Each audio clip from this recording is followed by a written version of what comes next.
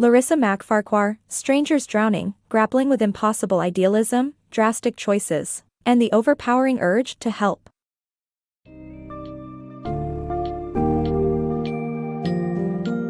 Dive into the world of true altruism with this book summary of A Stranger's Drowning, Grappling with Impossible Idealism, Drastic Choices, and the Overpowering Urge to Help by Larissa MacFarquhar.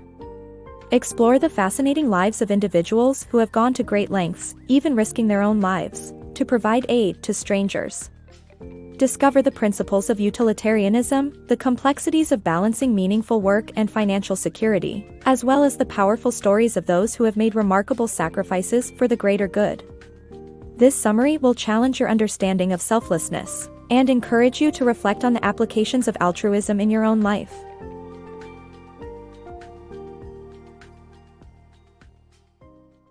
True altruism. True altruism means helping others, even at the risk of your own life.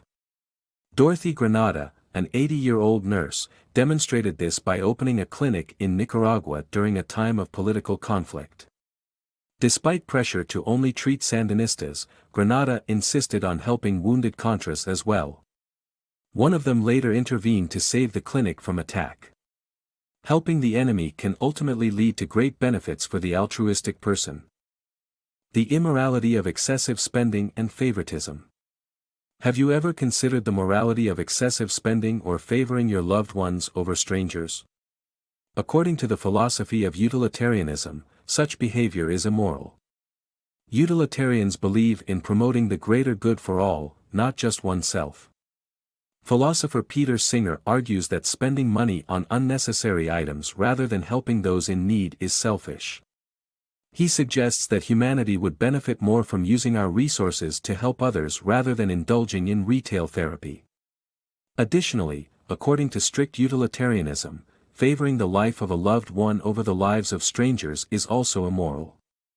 For example, if forced to choose between saving the life of your spouse or two strangers, strict utilitarianism dictates saving the lives of the two strangers. While these concepts may seem extreme, they prompt us to reconsider our values and priorities. Perhaps by practicing altruism and promoting the greater good for all, we can create a more just and ethical society. Work-life balance. Finding the right balance between meaningful work and financial security. In today's world, people often struggle to balance their desire for meaningful work with financial stability. Research shows that people prefer work that is fulfilling rather than a high-paying job that provides comfort. Baba's story is an excellent example of someone who was wealthy and respected but was deeply unhappy and unsatisfied. In his 30s, Baba left behind his successful career as a lawyer to open a leper clinic, which provided him with a sense of altruistic purpose and happiness. But Baba's story also highlights the challenges that come with altruistic work. Baba's dedication sometimes meant neglecting his family's needs. When his wife, Indu, became ill and had to leave the village with their youngest son, Prakash, Baba had to choose between supporting his wife and fulfilling his responsibility to his patients. Ultimately, Baba chose his patients, and his wife understood the importance of his work. In conclusion, finding a work-life balance is a challenge that many people face. Baba's story presents a reminder that while fulfilling work can be incredibly satisfying, it often comes with a price. An altruistic act.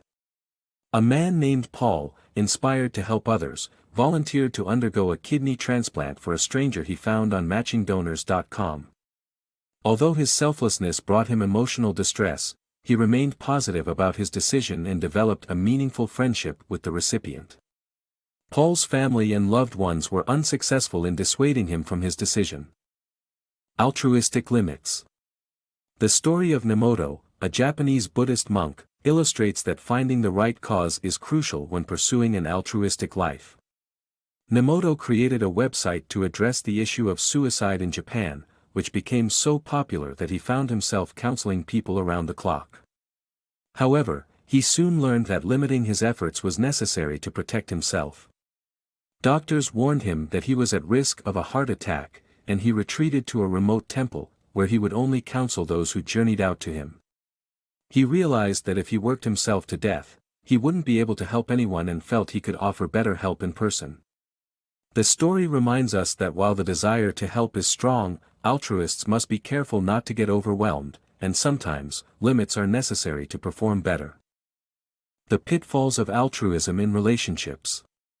This summary explores the complex nature of relationships plagued by alcoholism and domestic violence.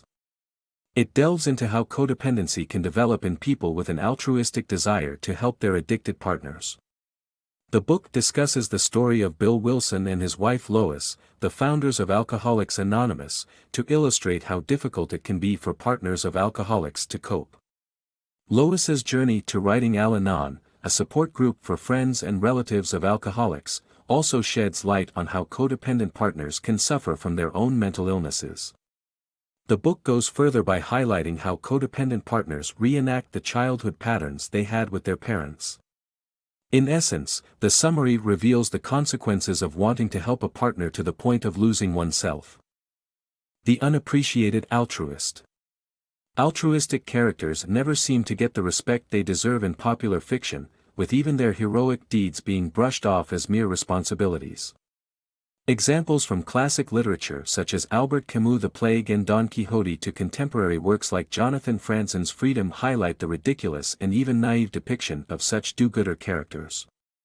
The main character, Dr. Ruz in The Plague, treats patients during a pandemic, yet refuses to accept any heroism in his actions, emphasizing that he is merely fulfilling his duty. Similarly, Don Quixote's efforts to restore chivalry are portrayed as absurd. Even in recent times, characters like Walter in Jonathan Franzen's Freedom, who sacrifices his own dreams to support his family, are depicted as frustrated and lonely, undermining the importance of being altruistic. The book's summary suggests that such characters are never the heroes in popular fiction, and their actions are often dismissed as foolish. The Evolution of Altruism. For a long time, Western thinkers including Charles Darwin perceived altruism as a form of selfishness. Even Darwin's theory of evolution, centered on the individual's survival, made altruistic acts seem self-serving.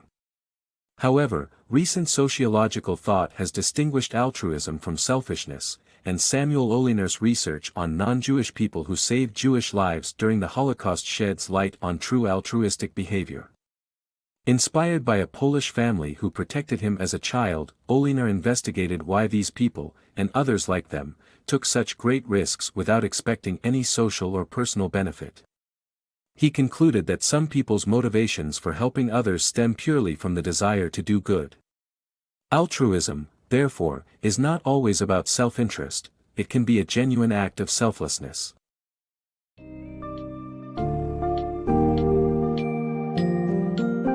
Through the poignant stories and examples in A Stranger's Drowning, we learn about the remarkable power and resilience of true altruism. These tales reveal the compelling nature of selflessness and the diverse ways it manifests in the lives of different individuals. While some may view altruistic acts as inherently selfish, it is important to recognize that genuine compassion and a desire to help others without expecting anything in return are key driving forces for true altruists.